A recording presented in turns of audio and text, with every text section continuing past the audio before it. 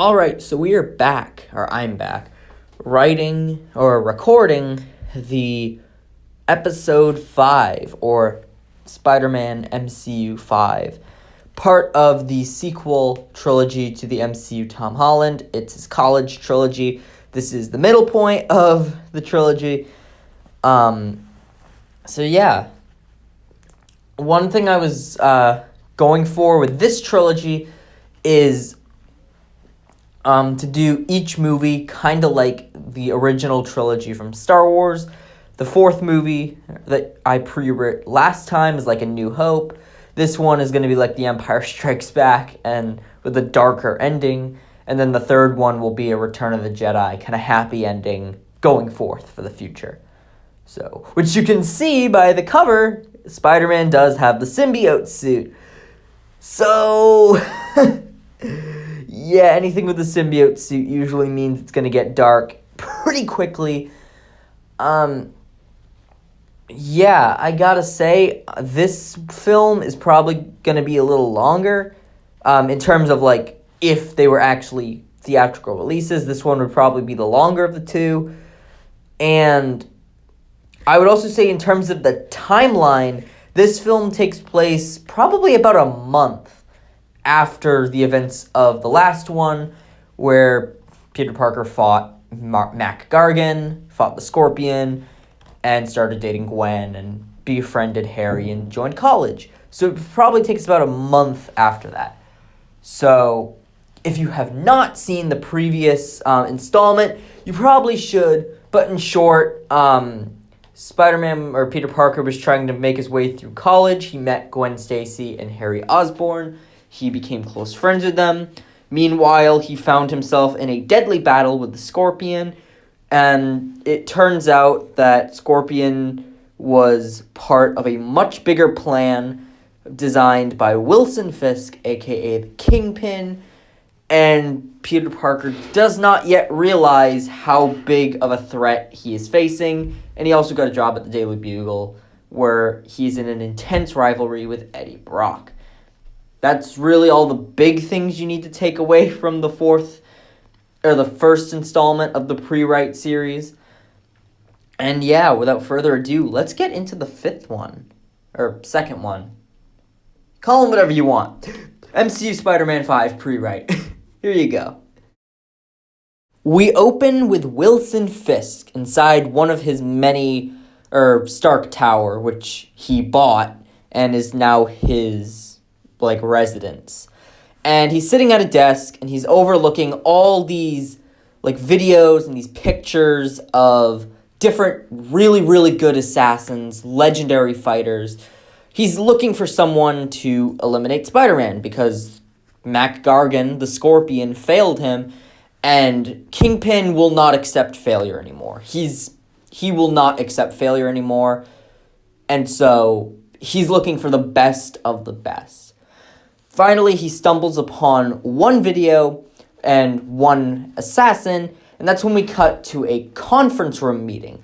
We see Kingpin, we see some of the leaders of the growing Oscorp, as well as Roxxon and other people within Kingpin's initiative. And one person we do see is Harry Osborn.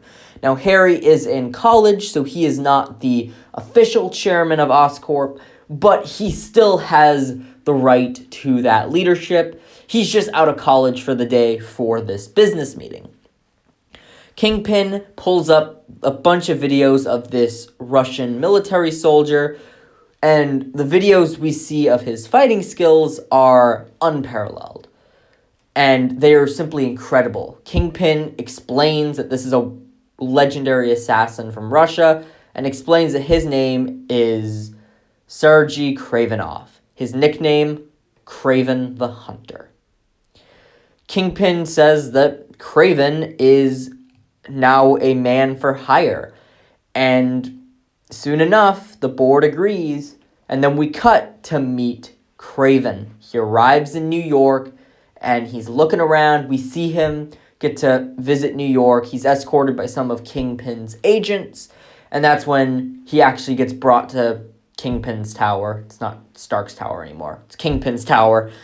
and he meets Wilson Fisk, and Wilson, like, introduces, they have a dialogue, and Wilson says, so I need you to get rid of this threat, this pest. And he shows him some videos of Spider-Man, committing, like, acts against him in the city, and Kraven is like, yeah, I'm on it. And Kingpin's not accepting failure this time. So he gets a bunch of his best bodyguards, and they surround Kraven. And Kingpin says, I'm not accepting failure. I want to see your skills with my own eyes. Well, he's also blind because of Hawkeye, but he wants to see for himself, or he wants to witness it. So we see like maybe 12, almost 20 guards fight Kraven, and we just get this vicious and brutal and epic scene of Kraven with his bare hands just take out all of the guards, like casually. Like it's not even a sweat for him. And we really see how dangerous of an opponent Kraven is.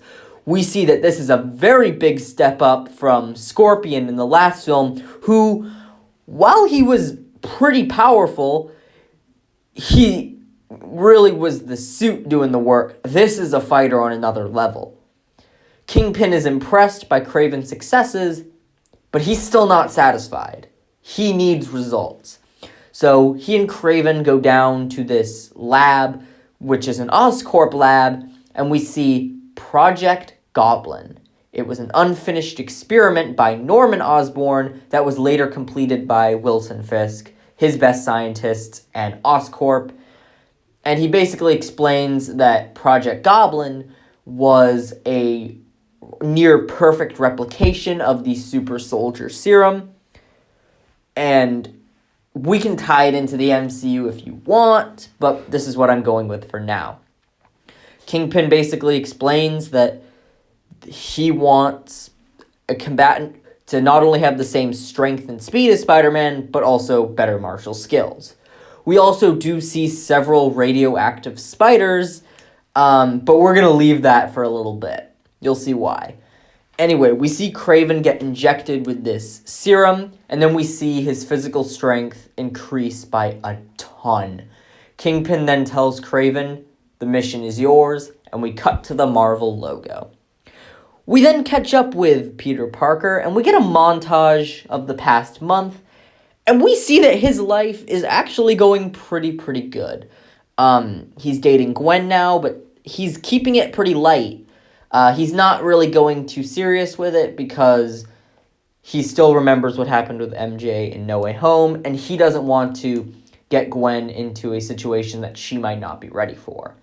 We see him working at Feast, taking Aunt May's place. We see him working as Spider-Man. We see him getting a bunch of pictures of Spider-Man for the Daily Bugle. We see him paying his rent.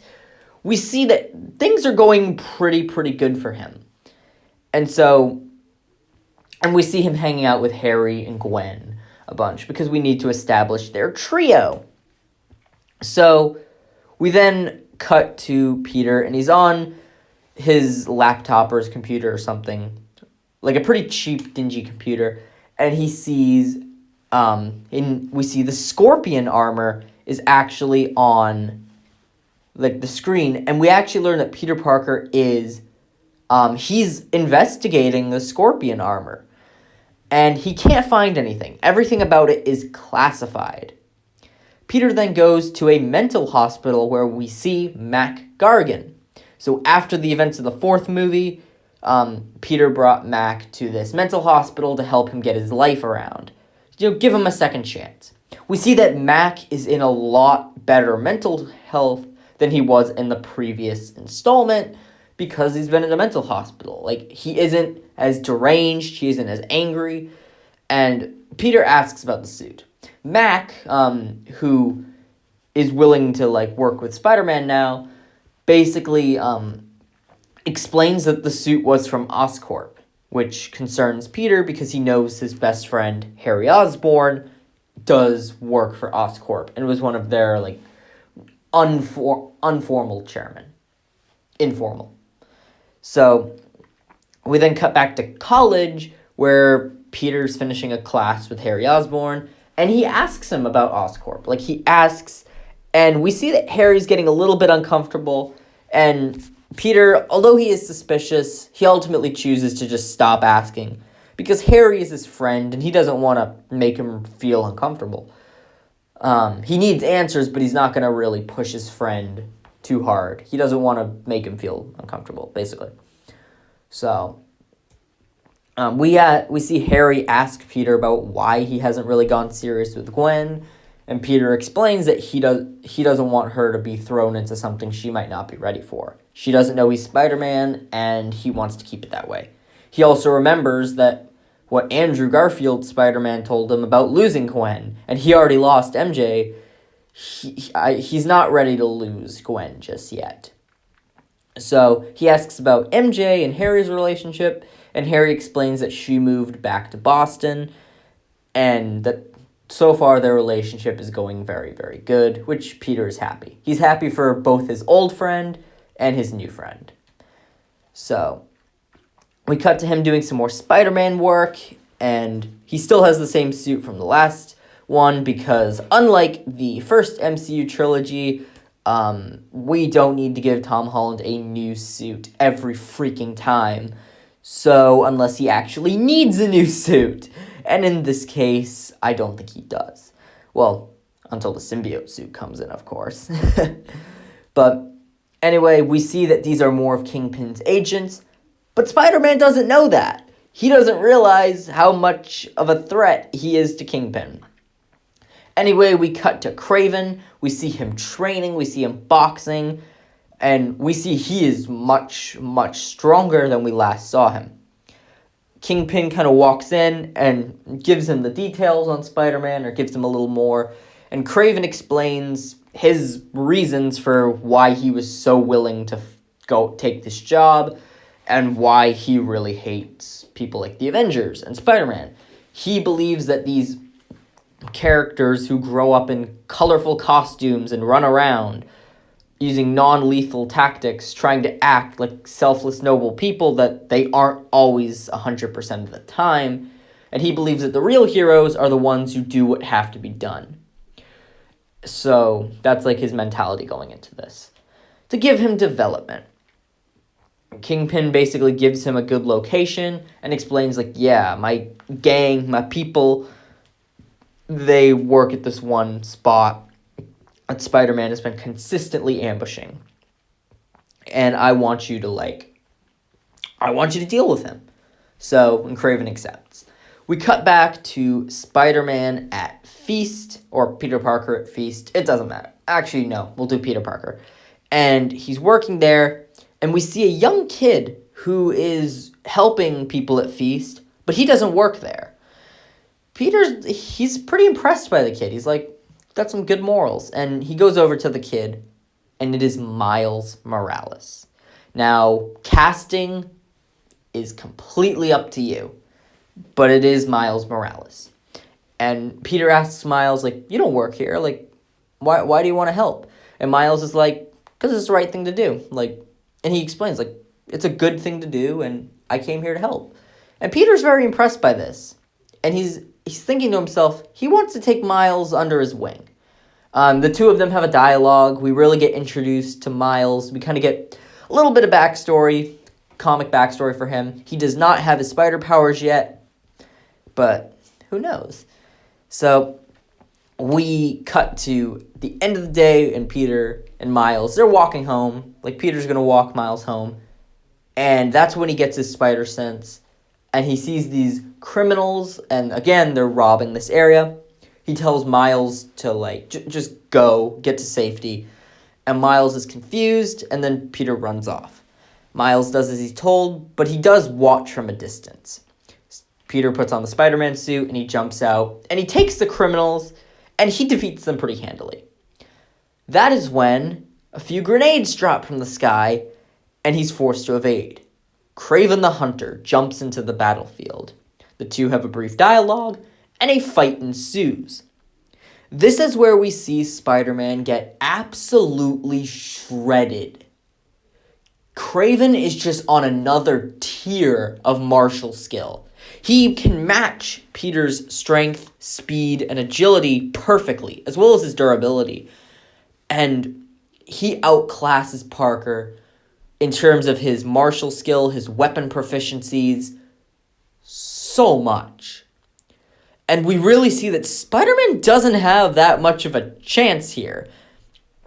And, of course, Kraven will, pick up cars and throw them, because he can do that in the comics, so he can do that here. And he's using these distractions, and he's playing on Spider-Man's morality to his benefit.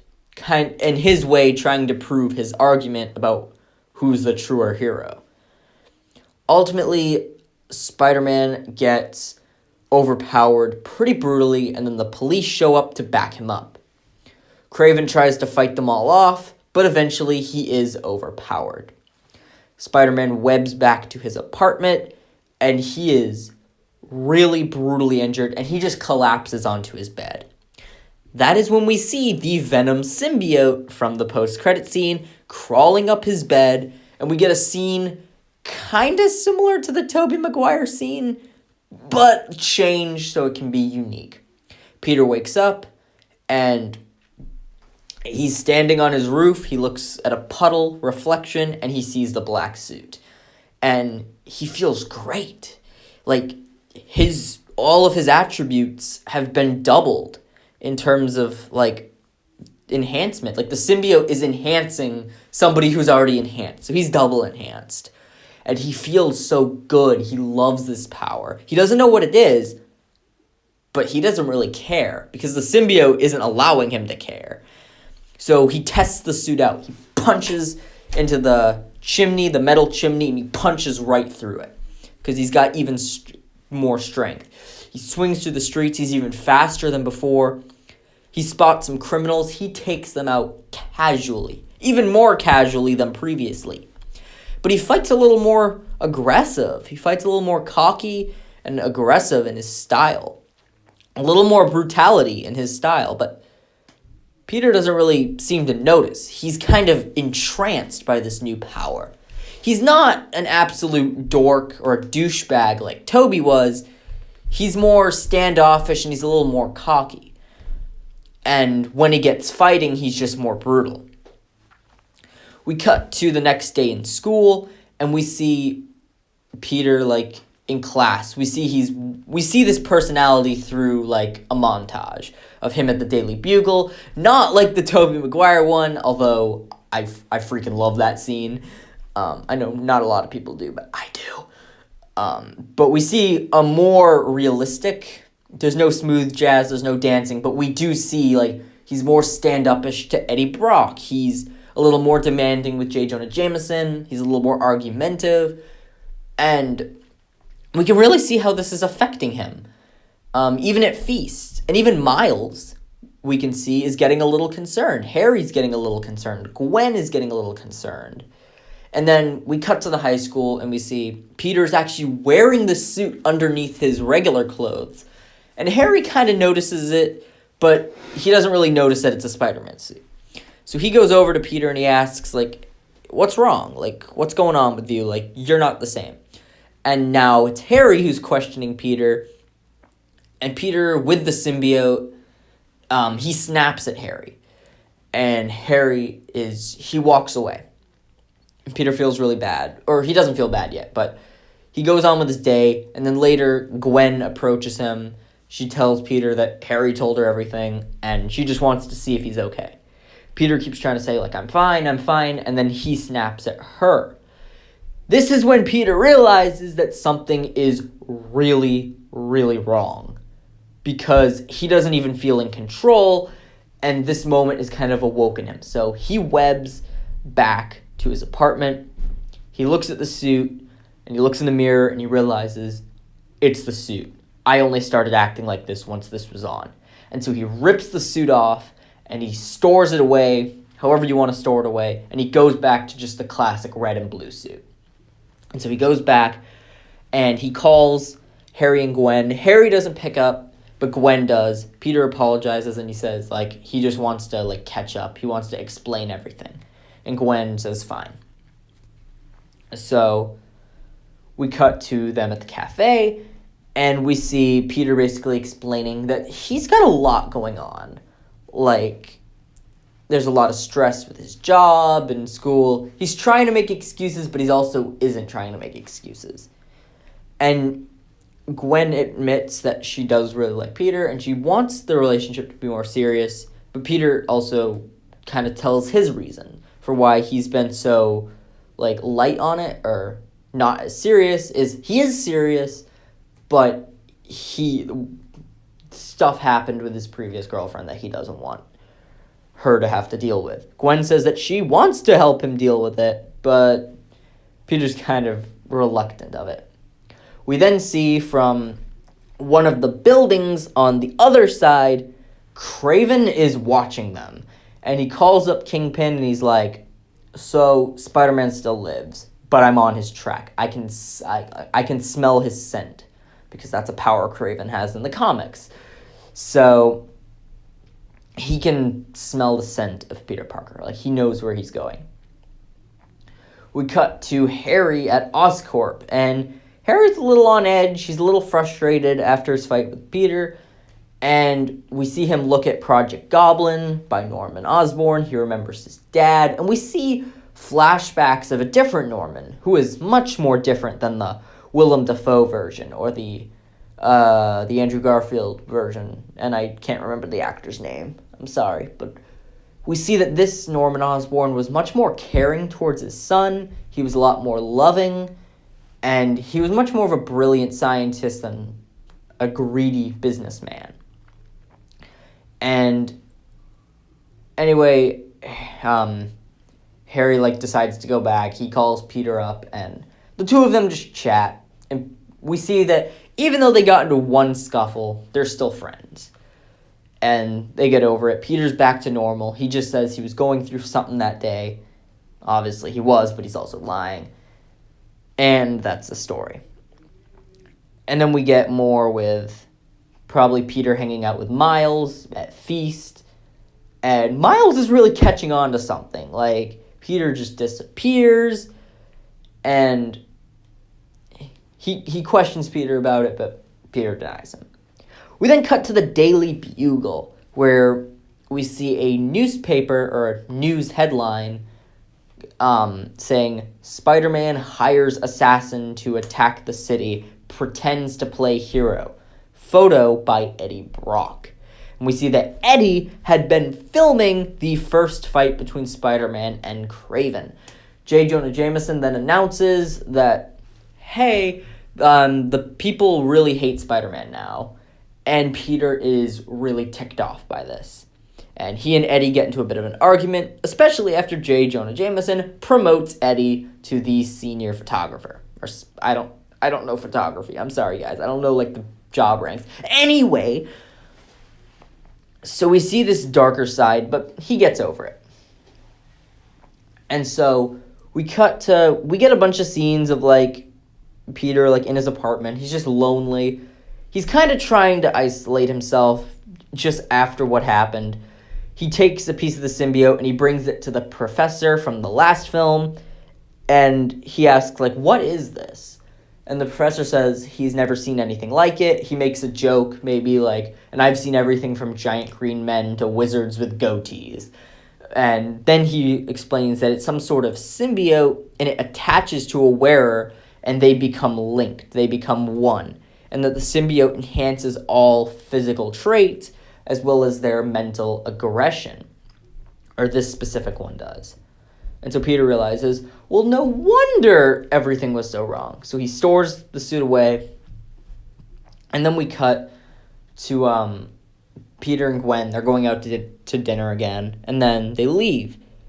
And again, Peter senses Kraven. And he sees Kraven just watching him. And so he tells Gwen, I'll be right back. And he runs off. And Gwen is really suspicious now. And so Peter, or Spider-Man, comes out in his red and blue suit, and he ambushes Kraven. The two of them get into another scuffle. Kraven is again the dominant force in this fight. Gwen tries to help Spider-Man. She doesn't know that Spider-Man's Peter Parker, but she did help Spider-Man against the Scorpion, and she's just trying to do her part to help him. So she maybe tries to hit Kraven from the back with a pipe or something, and Kraven throws her back with a punch. This angers Spider-Man, and he starts fighting a little more aggressively, but again, he's getting overpowered left and right, and his suit is just getting ripped apart. It's just getting torn up like Tobey Maguire style, and he's on the ground in defeat. Kraven is about to, again, finish him when something happens. Maybe Spider-Man uses one of his grenades against him, and he injures Kraven, or maybe more police show up, and they pursue Kraven. Anyway, Spider-Man, he tries to, chase after Kraven. They get in a little more of a fight, and Kraven rips off the mask. And Gwen sees that Peter is Spider-Man. Nobody else sees because they're all chasing after Kraven, but Peter and Gwen, they do see each other, and Gwen realizes what's going on. And so, anyway, Peter limps into an alley to try and hide his eye, because nobody can see his face, and Gwen follows after him. Peter, webs to the wall, and he basically explains literally everything to Gwen. He explains the events of No Way Home and the magic spell that erased his memory and what happened with MJ and Aunt May and Tony Stark and Norman Osborn. He explains everything. And Peter apologizes, I'm sorry I couldn't be honest with you, but I was trying to protect everybody, and I didn't want to lose you the same way I lost MJ. And Gwen is very understanding of this. She understands everything. Peter, is, really frantic and apologetic, and he's I'm sorry for this, I'm sorry. And Gwen doesn't care, and the two have the iconic upside-down kiss. That's when Spider-Man says, I'm sorry for what I have to do next. And he swings back to his apartment. He opens up the place where he was storing the black symbiote suit, and he puts it on because that suit made Spider-Man stronger. Spider-Man on his own cannot defeat Kraven. He knows he has to beat Kraven. And that suit is the only thing that's going to give him the power to beat Kraven in a straight fight. So it's not Tobey being addicted to the suit's strength. It's Peter willing to give up his own sanity to the symbiote to defeat Kraven. So he puts on the black suit and he launches out into the city. We see Gwen get a notification on her phone. She's tracking Spider-Man. She's tracking Peter. And then she goes on her own phone and she calls someone up. Hi, Miles, is it? Yeah, Peter's told me a lot about you. Look, we need to help him right away. We cut to this abandoned Kingpin facility where Spider-Man has tracked Kraven. Or Kraven's left a message somewhere, and Peter enters, and they enter the this place, or this old Oscorp facility, and Kraven and Spider-Man have a dialogue, and we see Kingpin and Harry. They're also here. And Kingpin tells Harry not to interfere. He wants to, see the finale of this dealt with. And so, Peter and Kraven, they get into a vicious brawl. And there is no music. They're just ripping each other apart. We see the rage in both fighters. And Harry's just watching, because he doesn't really know what to think of all this. We then cut to Gwen and Miles, and they kind of run into the facility, and they see the fight, and they realize, we can't help in that way, but maybe we can help in another way. And so they go into the Oscorp facility, and Spider-Man sees Gwen, and he goes to rescue her, and then the fight brings them into the science lab. They crash into the glass thing of radioactive spiders, and one of them jumps onto Miles and bites him. Miles is startled, and he begins to pass out. Gwen picks him up and tries to help him. And then meanwhile, Spider-Man sees this and he pushes Kraven out of the lab. He tells Gwen to get out of here because this is his fight. She should not be here. Harry also notices Gwen and he becomes a little suspicious, so he starts going after the fighters as well. Again, Miles does not know Peter Parker's Spider-Man, but Harry knows Miles and Gwen are close to Peter as well. So Spider-Man and Kraven, they keep fighting, and Gwen finds something in the lab, and she uses it as a distraction to catch Kraven off guard, which allows Peter Parker to overpower him, and through the rage of the symbiote, starts to beat him senseless, similar to what happened to Norman in No Way Home. It is Harry who pulls Peter back, and Peter throws him across the room. He is completely snapped out of this, and Kraven is unconscious. Kingpin hasn't arrived yet, and so Miles is also unconscious. So Peter rips off the mask, and he reveals to Harry that he is Spider-Man, or he is Peter Parker. Gwen already knows. And so Harry feels a little betrayed, because Gwen and Miles got to know, or Miles doesn't know, but Harry thinks he did, but he didn't. I mean, they've already had 2 fights in this movie, I think, or just 1. But they've been kind of back and forth throughout this film. And Harry's really starting to question this friendship, especially when he's being left in the dark. Peter explains that the Scorpion suit was made by Oscorp, and that's why he was asking about it. And he explains Norman Osborn from Spider-Man No Way Home. Harry is offended that Peter criticized him or judged him and his father based off someone from another universe. And that's an insult to him. So Harry walks off and he leaves. He doesn't tell anyone that Peter Parker's Spider-Man. He's like, don't worry, your secret's safe with me. But he's like really bitter about it. And we can tell he's probably going to do something bad.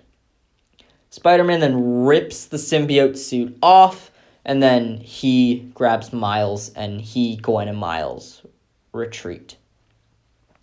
We then cut to Peter Parker basically in his apartment. He's like sewing together his red and blue suit back together, and we can see that Gwen is helping him sew it, and Miles is starting to wake up. And there's a knock at the door, and Peter puts on the mask, he puts on the mask, and like he goes to see, because he senses it's someone with powers. Like, this isn't an ordinary human. He opens the door, and it's a man in a suit with a cane. The man walks in and says, "So, Mr. Spider-Man, I understand you have a Kingpin problem." Spider-Man asks how he knows about that, and the camera pans over, and we see Charlie Cox's Matt Murdock, Daredevil. And Matt Murdock says, "Well, I've had my couple of run-ins with the Kingpin myself, and it looks like you might need some help." And so Spider-Man nods, and Miles wakes up, and there's a strange sense. And he's looking around, and Peter also senses it. And then that's when Miles jumps up, and he sticks to the ceiling. And everyone sees this. And then Peter gives Miles an approving look, and then they both look at Daredevil, and Matt Murdock says, "Well, it looks like it's time to get started." And that is where our film ends. Our 2 post-credit scenes. The first one is Harry in the Oscorp facility. One of the few things that survived the fight with Kraven is the Project Goblin. And he's still thinking about his argument with Peter. He's still really angry about that. And so he injects himself with Project Goblin. And then he opens a passcode to a door that Norman left for him before he died. And the door opens, and it is a set of green and purple battle armor with a glider, with like a rack of grenades. And it's a message from Norman saying, in the case that Oscorp is destroyed or attacked and my research is used for sinister purposes, this armor has been designed, along with Project Goblin, to be the last line of defense. Harry looks at the armor, and he looks at Kingpin, who gives him a sinister nod. The second post-credit scene is Eddie Brock. He's analyzing the fight between Kraven and Spider-Man. Kingpin's allowing him to be in here. And a piece of the symbiote jumps onto Eddie Brock, and he sees a vision of the Venom's face for just a second. And then he rips it off, and he says, "Ooh, that was a close one." And he walks out of the building, and we see that the symbiote is still indeed attached to him. And that is MCU Spider-Man 5 Prewrite. Alright, so the stakes are a lot higher in this film. I mean, now we have two Spider-Men, actually, and Daredevil in a team-up. And we also have an unconscious Kraven, a Green Goblin, a Venom, and a Kingpin. So, there's a lot to set up in this movie, and I know some people are probably thinking, what happened to The Amazing Spider-Man 2? What happened to Spider-Man 3? Too many villains, it's too much. Well, I have a counter for you. Instead of introducing 3 villains in one movie, we're going to be setting them up in these first 2 films, as well as the majority of the third film. That way, we get enough time with Venom, and Kingpin, and Green Goblin, and Kraven, and Spider-Man, as well as introducing Miles in this film, so that when we get to the finale, it doesn't feel overcrowded. It just feels like a big conclusion. So, the use of the symbiote suit, I didn't want to copy Tobey. I wanted to make Tom's unique. So instead of him being addicted to the power, he uses it as almost like a sacrifice. He sacrifices his own purity to defeat the enemy, even at the cost of his own sanity. And yeah, he lost a lot in doing so. Now Harry's going to be an enemy to him, and he almost failed to remember Tobey's and Aunt May's lesson to him. So, and also we got another Spider-Man. I know there were some people who wanted Miles Morales, and so we're setting him up. And also, come on. We introduced Wilson Fisk exactly from the Netflix Daredevil series. So it was kind of obvious that we were going to bring Matt Murdock in. Of course, played by Charlie Cox. And so, I will say this. The original script, I was really torn between Kraven and Black Cat. The reason I chose Kraven instead of Felicia Hardy is 2 reasons. First of all, there is so much going on in this film. We're setting up the Green Goblin, we're doing the symbiote storyline, we're setting up Miles Morales. A love triangle relationship problem between Peter and Gwen and Felicia is the last thing I want to focus on.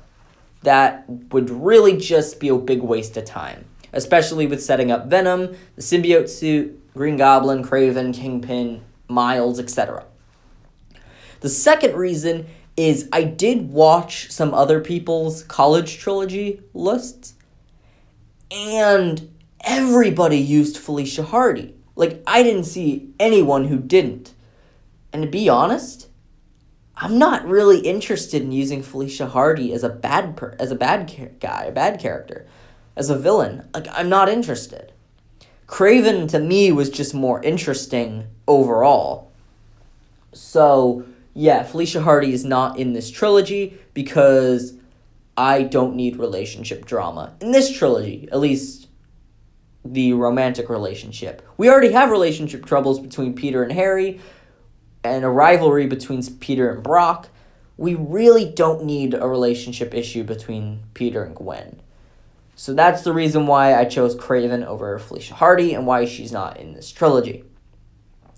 Lastly, I would like to mention that I am not using Norman Osborn in this trilogy. I know there were some people who wanted Norman as a villain in this trilogy instead of the Kingpin. I'm not doing it. Come on, let's try some new stuff. We already got Norman. We already got that fight in No Way Home. And I think even with the other 4 villains alongside Osborn, I think it worked fine. I want to try some new villains. Now, granted, I'm reusing Venom and Green Goblin and Kingpin, but we haven't... Well, actually, we saw Kingpin fight in Into the Spider-Verse. God damn it. I'm bad at this. But I wanted to try some new villains, like Kraven and Scorpion.